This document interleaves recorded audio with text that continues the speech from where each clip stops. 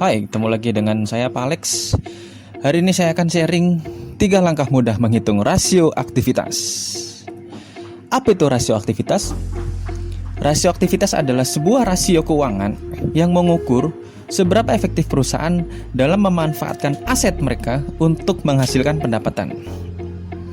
Jadi perbandingan antara aset atau aktiva di mana aset itu dapat menghasilkan pendapatan ataupun penjualan. Kemudian ketika sebuah perusahaan lebih efisien dengan sumber dayanya, maka perusahaan tersebut akan cenderung menjadi perusahaan yang menguntungkan. Dalam hal ini bisa dikatakan perusahaan yang memiliki profitabilitas yang tinggi. Caranya gimana? Yang pertama adalah dengan total asset turnover ratio. Maksudnya gimana sih? Ini adalah rasio untuk mengukur tingkat perputaran total aktiva terhadap penjualan. Ingat ya, total aktiva, total aset terhadap penjualan.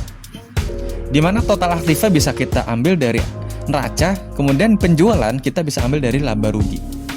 Rumusnya adalah penjualan dibagi total aktiva dikali 100%. Sehingga nanti hasilnya apabila semakin tinggi nilai presentasinya, berarti semakin baik.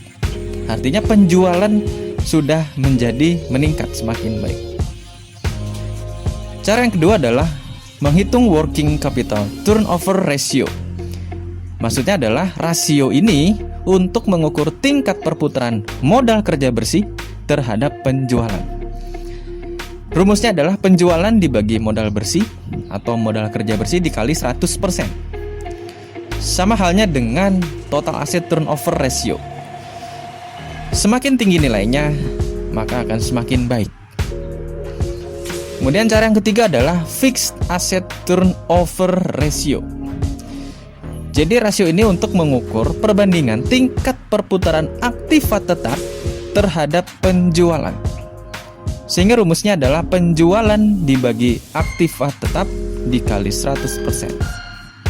Semakin tinggi nilainya, maka semakin baik. Jadi tugas Anda adalah hitunglah rasio keuangan dari aktivitas penjualan Anda di Lemonade Tycoon 2 selama 2 hari. Jadi satu hari kalian menghitung 3 rasio. Kemudian hari kedua kalian menghitung 3 rasio. Jadi total kalian mengerjakan 6 rasio.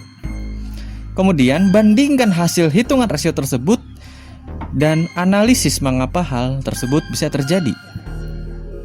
Artinya, apabila penjualan pertama angkanya masih di bawah di angka penjualan kedua, kalian analisis mengapa penjualannya bisa lebih baik di hari kedua atau bahkan sebaliknya. Kalian analisis, silahkan dicek kembali keberadaan Lemonade bisnis Anda. Silahkan kerjakan tugas Anda. Terima kasih.